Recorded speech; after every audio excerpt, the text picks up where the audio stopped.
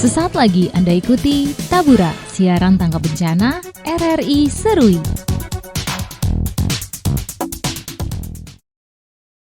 Selamat sore pendengar, kita jumpa dalam program acara Tabura, Dialog Mitigasi Bencana Pro 1 RRI Serui.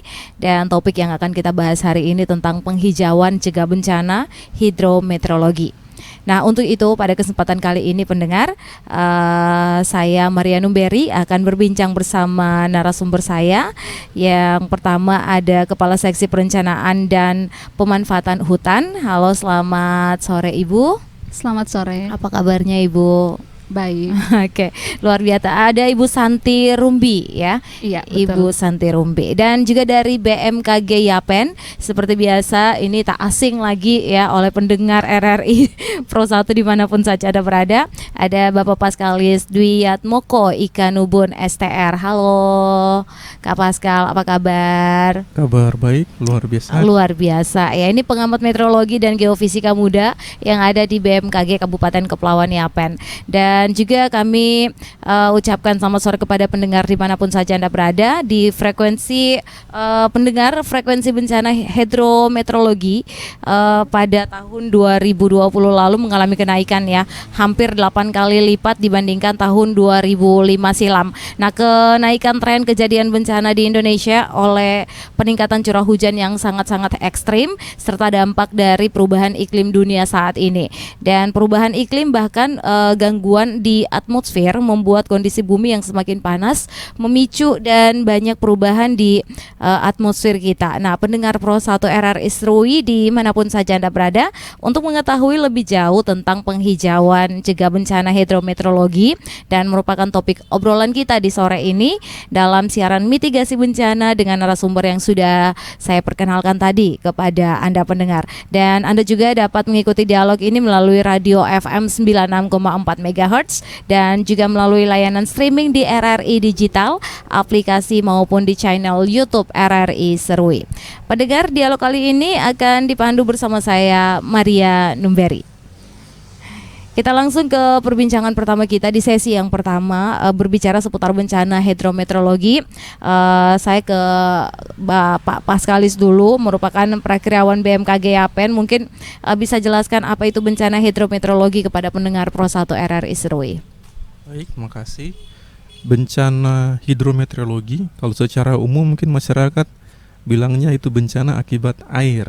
Akibat air. Tapi secara khususnya bencana hidrometeorologi ini adalah bencana alam akibat faktor-faktor meteorologi, faktor cuaca seperti curah hujan, kelembaban, suhu, dan juga angin.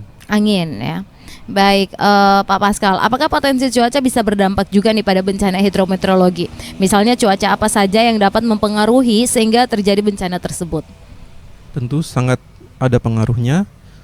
Penyebab dari bencana hidrometeorologi ini yang utama itu adanya perubahan iklim. Nah, perubahan iklim ini suhu global naik, suhu permukaan laut juga meningkat. Nah, hal ini mengakibatkan terjadi penguapan yang tinggi. Penguapan yang tinggi ini mendukung terbentuknya awan-awan hujan. Nah, awan-awan hujan inilah sebagai pencetusnya cuaca ekstrim. Oke, baik. Apakah faktor lain yang ikut menyebabkan bencana hidrometeorologi ini selain tadi penumpukan awan tadi? Secara global, kita harus melihat dari secara global, secara luas dulu apa yang sedang terjadi. Seperti di akhir tahun kemarin, kita baru saja dilanda El Nino. Iya, benar. El Nino dan lawannya ada La Nina. Nah, El Nino ini sendiri kondisi di mana suhu permukaan laut di Indonesia ini dingin. Suhu permukaan lautnya dingin, penguapannya kurang, sehingga awan-awan yang terbentuk juga kurang. Akibatnya di Indonesia musim kemarau. Kemarau, panas sekali ya akibatnya ya. Oke. Selain itu kita turun ke skala yang lebih kecil, ke skala regional. Nah, kalau kita di Indonesia dipengaruhi oleh dua angin baratan, biasanya di akhir tahun yang membawa musim hujan, puncaknya terjadi di bulan Desember Januari, dan sebaliknya ada angin timuran yang membawa musim kemarau di Indonesia. Selanjutnya ada juga posisi matahari. Oh, posisi matahari. Seperti yang berdampak juga ya. kita rasakan sekarang ini. Jadi dalam setahun, dalam peredarannya matahari melintasi garis khatulistiwa itu 2 kali. Okay. Jadi sekarang ini bulan April ke April. Mei, dan nanti di bulan September ke Oktober. Oke, itu Jadi- dampaknya apa saja tuh Jadi yang kita rasakan karena matahari tepat berada di atas kita, kita ya? ada peningkatan suhu udara. Suhu udara Iya, sangat ya. panas. Seperti Oke. tadi terakhir jam 4 tadi sore ini tercatat suhu udaranya 33,7 derajat Celcius. Itu tinggi ya? Panas sekali. Panas sekali ya ternyata. Oke. Sampai mungkin masyarakat Kota Sulu tadi cari-cari es batu ya. Karena terlalu saking panasnya. Memang betul kita juga merasakannya. Dan apakah BMKG dapat memprediksi nih kapan bencana hidrometeorologi terjadi?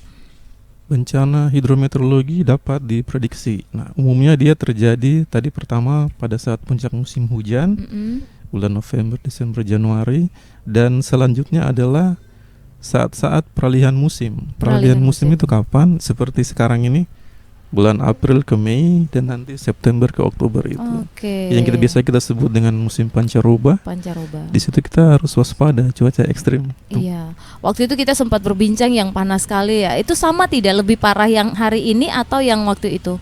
Masih lebih tinggi yang di bulan November. Masih tinggi 2023. bulan November ya. Oke.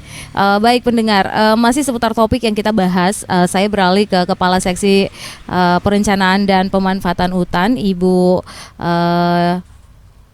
Syantini ya. Iya, Oke, Eshot. Kita telah mendengarkan tadi penjelasan tentang bencana hidrometeorologi ya Bu ya. Nah tentu sudah harus ada langkah pencegahan yang dilakukan guna mengantisipasi bencana hidrometeorologi tersebut. Dari KPH sendiri, hal apa saja yang sudah dilakukan untuk direncanakan dalam tahun 2024 ini terkait pencegahan bencana? Iya, baik, terima kasih. Terkait dengan bencana hidrometeorologi, maka di tahun 2024 ini hal-hal apa saja yang sudah kami lakukan dari sektor kehutanan? Dari Iya. sektor kehutanan.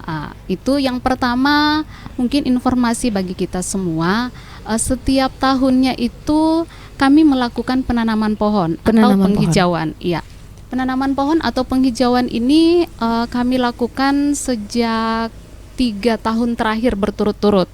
Iya, itu kami lakukan biasanya kerjasama dengan instansi-instansi terkait, kemudian dengan pihak-pihak lain, organisasi-organisasi masyarakat, atau dengan adik-adik pramuka. Ya. Misalnya yang sudah kami laksanakan itu penanaman pohon atau penghijauan di distrik Kosiwo, itu kerjasama dengan Kodim, kemudian dengan adik-adik pramuka.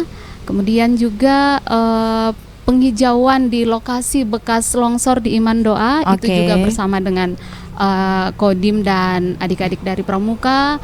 Kemudian penanaman pohon penghijauan di lokasi wisata Mokas di Suri Laut, itu juga sudah kami laksanakan.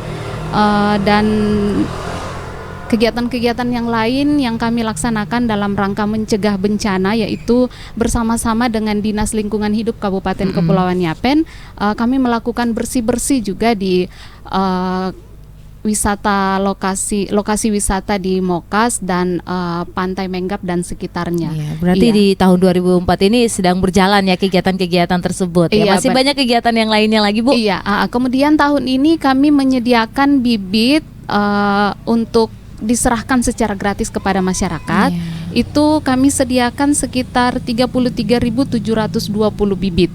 Iya, itu nanti itu juga sudah kami laksanakan 3 tahun berturut-turut ini. Itu bermacam-macam pohon ya Bu? Iya, itu jenis tanamannya itu MPTS, yaitu multipurpose tree species.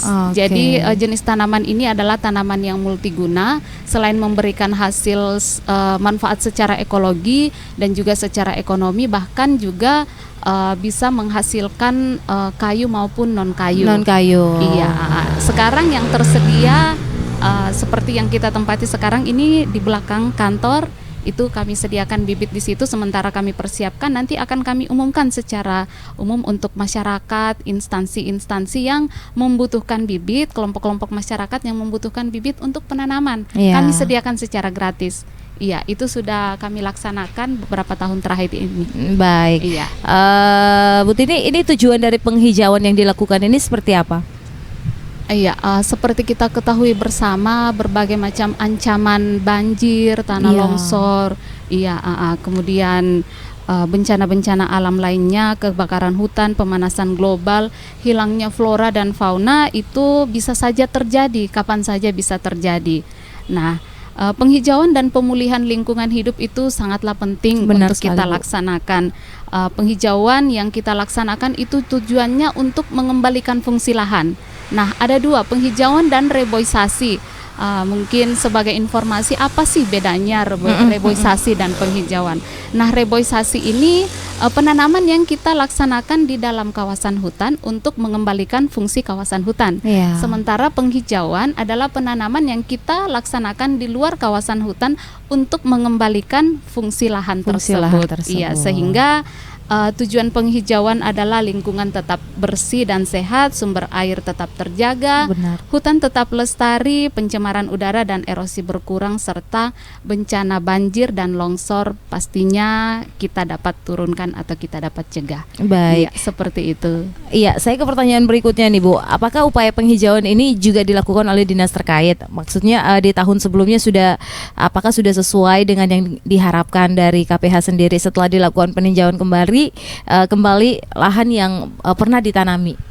Iya, penghijauan atau penanaman yang sudah kami laksanakan, kami nyatakan 80 berhasil. 80% berhasil. Iya, kalaupun Baik. mungkin 20% faktor gagal itu mungkin faktor karena faktor alam. Ya. Bisa saja mungkin pada saat kami setelah melaksanakan penanaman itu tiba-tiba terjadi musim kemarau. Musim kemarau, betul. Iya, hasil dari penghijauan yang bisa kita lihat keberhasilannya dan bisa kita nikmati itu ada di jalur 2 Jalan Hasanuddin. Benar, ya. Itu Paling sejuk ya jalur itu. Di situ sejuk sekali, sangat teduh, betul-betul kita rasakan saat jalan di situ atau berkendaraan, enak sekali. Kok nyaman rasanya ya jalan di jalur 2 ini ya? Iya, benar. Itu ada penanaman mahoni dan trembesi, itu pelaksanaannya tahun 2015. Ya. Belum 10 tahun tapi kita sudah bisa merasakan manfaatnya sekarang. Iya, benar sekali ya, begitu. Bu ya. Nih, apakah kegiatan penghijauan ini dapat menjadi solusi nih dari kerusakan lingkungan kita ya, Bu? Iya, benar. Kerusakan lingkungan yang paling dekat dan kita rasakan saat ini itu pencemaran lingkungan. Iya, benar sekali. Iya, pencemaran lingkungan yaitu asap-asap yang disebabkan karena kendaraan bermotor dan juga asap pabrik. Nah, asap-asap ini kan menghasilkan karbon dioksida.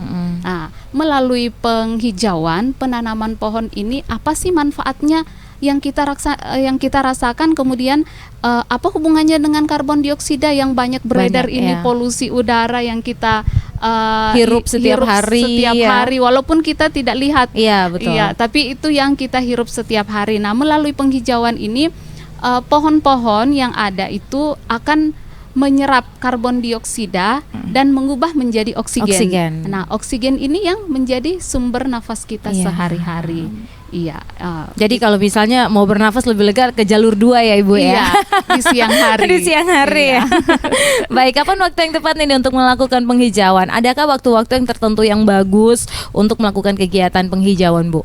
Iya, kegiatan yang tepat untuk melaksanakan penghijauan itu kebetulan beberapa waktu yang lalu saya membaca sebuah blog yaitu Lindungi Hutan. Lindungi Hutan. Iya, saya membaca sebuah blog, kebetulan waktu itu saya sedang kerja dan saya membaca blog ini, itu mereka melakukan kegiatan penanaman pohon yang dilaksanakan pada bulan November. Nah, bulan November ini bertepatan dengan bulan menanam nasional, yaitu setiap tanggal 28 November. Ya, ini hari menanam nasional ini tidak berlaku hanya untuk kita orang kehutanan, tapi untuk kita semua masyarakat sekalian. Tanggal 28 November itu adalah hari menanam nasional. Nah, bertepatan dengan momentum ini dan juga bulan Desember itu adalah bulan menanam. Ya, bulan menanam, sepanjang bulan Desember itu adalah bulan menanam. Nah, untuk menyambut kedua momen tersebut, Lindungi Hutan menghadirkan sebuah inisiatif baru yaitu musim penghijauan. Musim penghijauan. Iya, betul. Luar biasa. Kenapa mereka laksanakan di bulan November dan Desember seperti penjelasan dari rekan kita dari BMKG, kalau bulan November dan Desember itu adalah musim penghujan.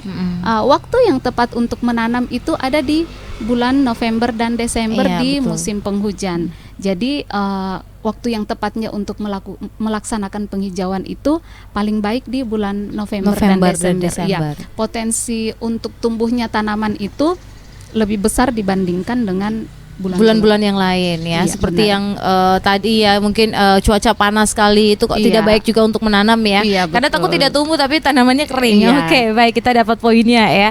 Dan Bu Tini, ini apa yang dapat dilakukan nih oleh masyarakat di lingkungan tempat tinggal mereka untuk mencegah terjadi bencana? Untuk mencegah terjadinya bencana, mungkin yang paling utama adalah mencintai alam. Mencintai alam dulu ya. Mencintai alam dengan sepenuh hati itu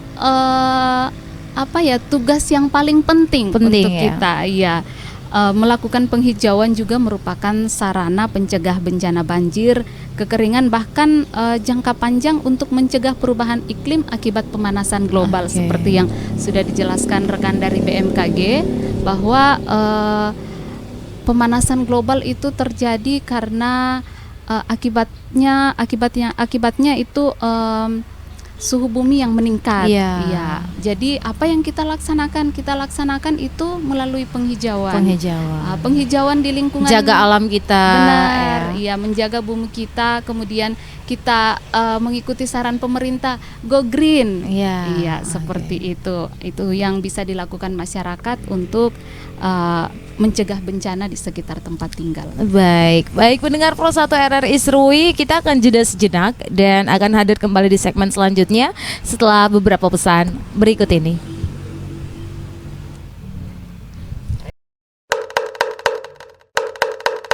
Waktunya kentongan. Ketika terjadi tsunami, air setinggi apakah yang menyebabkan seseorang sulit untuk berdiri? A. Lutut. B. Paha. C. Dada. Jawabannya adalah A. Lutut. Selutut orang dewasa, karena tsunami bukan hanya sekedar air, tapi gelombang yang mempunyai kecepatan dan kekuatan yang besar. Pesan ini disampaikan oleh Radio Republik Indonesia. Menurut kamu, hoax itu? Hoax itu berita bohong kan? Hari gini percaya berita bohong, udah nggak zamannya bro. Hoax itu nggak penting, buang-buang waktu aja. Berita bohong jauh-jauh deh. Hoax menurut saya nggak penting, mending share berita yang pasti-pasti aja. Lagian kan nyebarin berita hoax dosa.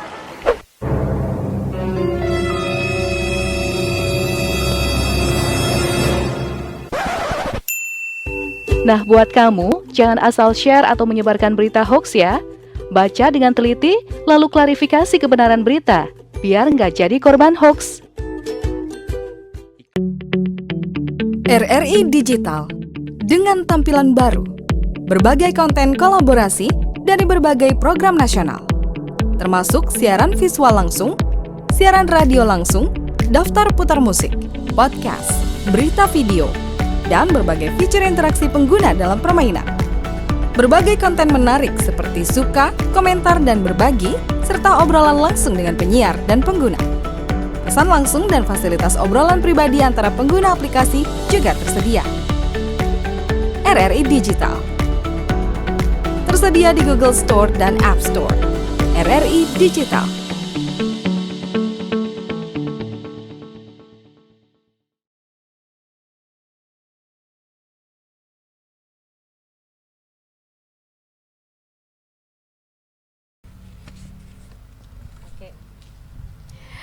Pendengar Pro 1 RRI Serui dimanapun saja Anda berada, menemani Anda dalam program Tabura Siaran Mitigasi Bencana Pro 1 RRI Serui.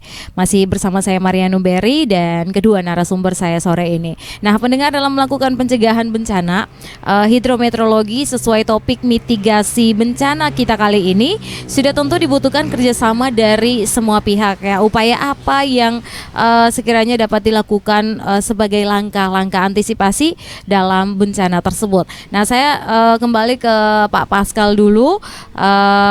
Tingkat kewaspadaan seperti apa nih yang dapat dilakukan ketika terjadi bencana hidrometeorologi? Waspada potensi bencana hidrometeorologi dengan selalu memantau informasi cuaca yang diberikan BMKG Yapen. Iya. Lalu Masyarakat nanti bertanya, gimana tuh caranya kita mengakses informasi dari BMKG? informasi cuaca bisa diperoleh melalui Facebook BMKG Serui, lalu di Instagram ada info BMKG Serui, dan juga pastinya melalui RRI Serui. Iya, RRI Serui juga tiap pagi ya. Baik, Kak Pascal, adakah jenis bencana hidrometeorologi yang paling fatal yang terjadi di Indonesia? Bencana hidrometeorologi yang paling mematikan yang terjadi itu adalah banjir. Banjir ya. Dan yang paling fatal dan dampaknya itu adalah tanah longsor. Tanah longsor. Baik, apakah bencana kekeringan juga ini masuk ke dalam bencana hidrometeorologi nih Kak Pascal? Bahaya apa saja yang dapat kita rasakan nih oleh masyarakat? Kekeringan juga termasuk dalam bencana hidrometeorologi. Oke. Apa itu kekeringan? Kekeringan itu terjadi saat terjadi defisit curah hujan, artinya di suatu wilayah terjadi kekurangan curah hujan. Nah, biasanya kekeringan ini terjadi di daerah yang punya musim. Punya musim ya. Artinya jelas musim kemarau dan musim penghujan. Kalau di Serui bagaimana? Sementara Serui kita ini termasuk daerah yang tidak punya musim sebenarnya. Tidak punya musim ya sebenarnya. Jadi dalam setahun kita tetap dapat hujan gitu. Cuma mungkin kita rasa panas yang berlebih, bukan kekeringan, tidak sampai kekeringan. Seperti tadi yang saya jelaskan, hanya karena pengaruh gerak semu matahari tadi yang menyebabkan kita rasa panas yang lebih. Gitu. Padahal kekeringannya tidak ya, kita masih punya sumber air yang dekat. Baik Kak Pascal, cuaca ekstrim seperti apa nih yang perlu kita waspadai, terutama untuk masyarakat di Kepulauan Yapen? Cuaca ekstrim yang berpotensi terjadi di Kabupaten Kepulauan Yapen. Yang pertama yang skalanya sedikit luas itu ada namanya siklon tropis. Mungkin beberapa kali kita sering diganggu-ganggu nih sama siklon tropis ini. Iya, tapi tidak disadari oleh masyarakat atau bagaimana? Biasanya dia terjadinya nggak tepat di wilayah kita. Biasanya di atas Papua. Oh, di atas Papua. Tapi dia memberikan dampak tidak langsung ke kita. Dampaknya apa? Biasanya angin kencang atau hujan lebat. Gitu. Oke, beberapa saat kemarin ada terjadi angin kencang juga ya. Itu termasuk ya Kak Pascal ya? Oke. Himbauan seperti apa ini yang dilakukan oleh BMKG Yapen kepada masyarakat agar kita tetap mewaspadai potensi bencana? Kepada masyarakat di Kabupaten Kepulauan Yapen, mengingat bahwa kita sekarang ini berada pada peralihan musim, di mana cuaca ekstrim akan sering terjadi pada peralihan musim ini. Cuaca ekstrim yang akan terjadi seperti angin puting beliung dan hujan lebat yang disertai longsor biasanya. Jadi memang harus mewaspadai hal tersebut ya. Baik Kak Pascal, saya ke Ibu Syartini dulu. Setelah melakukan penghijauan, dampak apa yang dapat kita rasakan oleh masyarakat, Bu? Iya, dampak yang langsung dirasakan melalui penghijauan adalah tentunya udara yang bersih dan sehat melalui oksigen yang dikeluarkan tumbuh-tumbuhan setelah kita melaksanakan penghijauan. Penghijauan akan memberikan juga manfaat protektif. Ya, manfaat protektif yaitu melindungi dari paparan sinar matahari, penahan debu, bahkan juga angin kencang. Selain itu, dari kegiatan penghijauan kita juga akan merasakan manfaat estetika, Bu. Ya. Manfaat estetika ini akan kita nikmati melalui pohon-pohon yang besar dan dedaunan hijau yang sangat indah untuk dipandang mata. Bisa foto-foto juga. Foto-foto juga di situ bisa. Kemudian untuk jangka panjang yang dirasakan masyarakat yaitu terciptanya ekosistem baru. Iya. Lahan-lahan tandus dan kering akan kembali hijau dan menjadi daerah produktif. Kemudian untuk daerah perkotaan yaitu tersedianya ruang hijau dan taman kota. Dampak lainnya dari penghijauan mungkin ini juga dampak positif yang jangka panjang yaitu sebagai pengontrol iklim. Pohon-pohon yang ditanam kembali melalui aksi penghijauan itu akan menetralisir polusi udara sehingga mencegah terjadinya iklim yang ekstrim. Seperti itu. Jadi manfaat penghijauan ini sangat banyak. Iya, betul sekali rasakan untuk kehidupan kita. Benar. Apalagi generasi-generasi yang akan datang. Kita tidak tahu ya Kak Pascal lihat cuaca ekstrim apalagi yang akan kita dapat di depan sana ya. Iya benar. Oke. Bu Tini, ini jenis pohon atau tanaman seperti apa saja ini yang dapat ditanam oleh masyarakat dalam rangka melakukan penghijauan? Jenis-jenis pohon yang idealis begitu untuk lingkungan rumah mungkin. Iya, kalau misalnya untuk lingkungan rumah sendiri itu mungkin jenis-jenis tanaman hias, ya. Tanaman hias ya. Untuk lingkungan rumah. Kemudian kalau misalnya penghijauan yang sekarang kita laksanakan itu lebih ke seperti yang saya katakan tadi itu kita menanam itu tanaman yang MPTS, itu yang disediakan kehutanan, yaitu tanaman multipurpose species. Itu tanaman yang selain kita merasakan fungsi ekologinya, kita juga merasakan manfaat dari ekonominya. Iya, tanaman-tanaman tersebut seperti durian, rambutan, mangga, iya, itu termasuk dalam tanaman MPTS. Iya. Itu disediakan juga di dinas KPH sini. Iya, tersedia di sini. Ada matoa, ada langsat, ada rambutan, kemudian kayaknya ada nanti durian. Saya daftar nama saya deh Bu. Bisa ya. Ibu. Iya, nanti akan kami umumkan kapan akan tersedia dan dibagikan secara gratis ke masyarakat. Biasanya itu kami pasang tenda di depan. Oh, biasanya dipasangkan tenda. Iya, Nanti informasinya dikasih ke RRI ya Bu. Benar, iya Bu. Baik, untuk mencegah mengantisipasi bahaya dari bencana hidrometeorologi ini, kegiatan penghijauan yang dapat dilakukan di area mana saja nih Bu? Yang terlebih khusus di Kabupaten Kepulauan Yapen. Iya, seperti yang sudah dijelaskan rekan kita dari BMKG, bencana hidrometeorologi adalah istilah yang kayaknya lagi marak dibicarakan satu dekade ini. Apa itu bencana hidrometeorologi? Yaitu bencana yang disebabkan oleh parameter-parameter meteorologi itu, ya seperti angin, curah hujan, temperatur, kelembapan. Nah, bencana-bencana itu misalnya banjir, kekeringan, kebakaran hutan, longsor, gelombang panas, ya itu termasuk dalam bencana hidrometeorologi. Banjir misalnya, perubahan cuaca dan curah hujan yang tinggi hanya menjadi pemicu. Ya, untuk banjir itu curah hujan itu adalah pemicunya. Kemudian faktor utamanya adalah kerusakan lingkungan, yaitu sungai dan drainase yang buruk serta penggundulan hutan. Nah, bencana alam yang menerus meningkat ini akibatnya daya dukung lingkungan dari tahun ke tahun semakin melemah. Kemudian kerusakan ekologi yang terjadi semakin masif karena didorong penyalahgunaan lahan. Betul. Iya, kawasan hulu yang seharusnya digunakan sebagai zona pelindung, resapan air dan sistem hidrologi telah berubah menjadi lahan pertanian, perkebunan, bahkan pemukiman penduduk. Padahal di situ seharusnya ada pohon-pohon besar yang menahannya, benar, Ibu, ya? sebagai fungsi penyangga Iya, kan. benar. Iya. Nah, bagaimana kita melakukan pencegahan bencana hidrometeorologi melalui penghijauan? Nah, dari kita sendiri dari KPH Yapen itu kita sudah melaksanakan penghijauan di lokasi bekas longsor di Imandoa. Itu salah satu bencana hidrometeorologi itu kan berdampak di situ. Iya, benar. Kemudian melakukan penanaman di daerah-daerah perbukitan itu di Kosiwo, daerah-daerah tandus bekas kebakaran akibat musim kemarau. Mungkin itu kalau di daerah kita di Yapen ini kan belum, ya kita bersyukur sampai saat ini kita masih bahkan agak aman-aman sedikit ya, sedikit-sedikit aman. Iya, dan kita harapkan sampai ke depannya, sampai anak cucu kita pun itu kita nggak akan mendengar yang namanya ada kebakaran di Yapen. Jadi kebakaran hutan apalagi kebakaran hutan di Yapen.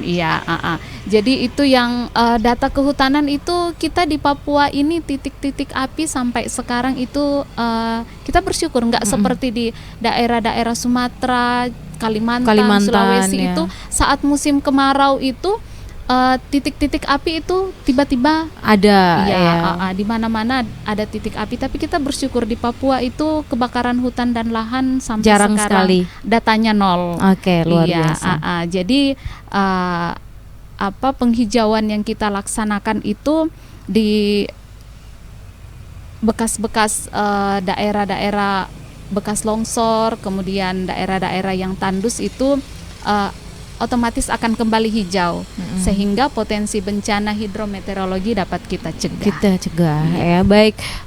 Bu Tini, ini dari KPH Yapen sendiri, adakah aturan atau undang-undang yang berlaku nih apabila ada penebangan pohon secara liar dan dibuka sebagai lokasi bercocok tanam seperti yang tadi sudah disampaikan oleh Ibu ya. Dan ini tindakan seperti apa yang dapat menjerat pelaku penebangan pohon secara liar ini, Bu? Iya, Undang-Undang Nomor 18 Tahun 2013 tentang pencegahan dan pemberantasan perusakan kawasan hutan. Di undang-undang ini, perbuatan merusak hutan sebagaimana dijelaskan dalam undang-undang ini meliputi kegiatan pembalakan atau penebangan liar dan atau penggunaan kawasan hutan secara tidak sah yang dilakukan secara terorganisir. Terorganisir di sini merupakan kegiatan yang dilakukan oleh kelompok terstruktur, 2 orang atau lebih. 2 orang atau lebih. Iya. Nah, kelompok terstruktur itu tidak termasuk kepada masyarakat sekitar kawasan hutan yang melakukan peladangan tradisional atau melakukan penebangan kayu di luar kawasan konservasi dan hutan lindung untuk keperluan pribadi, bukan untuk tujuan komersil.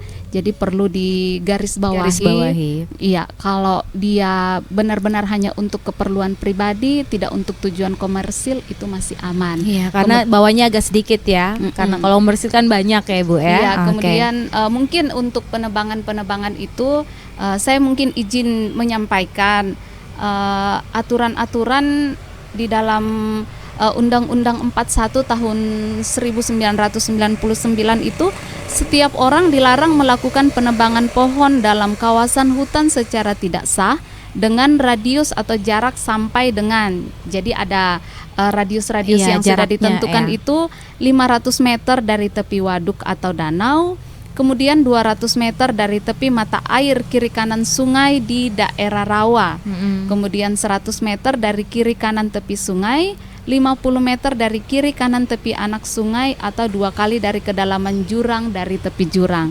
Jadi semua itu sudah diatur di dalam Undang-Undang Kehutanan. Ya, itu juga untuk kepentingan masyarakat. Iya, benar. Untuk mencegah abrasi, banjir ya. Baik, Ibu. Pendengar, mengakhiri obrolan kita dialog kali ini, kita akan dengarkan pesan dari kedua narasumber terkait topik yang kita bahas sore ini, yaitu penghijauan cegah bencana hidrometeorologi. Dari BMKG Yapen terlebih dahulu saya persilakan, dan selanjutnya dari KPH Yapen, silakan Pak Pascal.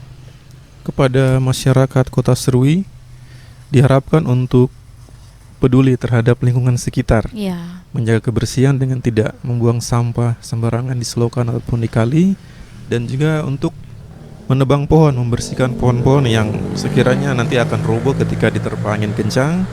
Dan hal yang lebih penting lagi kepada masyarakat Kota Serui agar selalu memantau informasi perakiraan cuaca dan peringatan dini informasi apabila akan terjadi cuaca ekstrim dalam waktu dekat, melalui Facebook, Instagram, aplikasi info BMKG, dan melalui RRI Serui. Terima kasih. Baik, terima kasih Pak Pascal. Silakan dari KPH.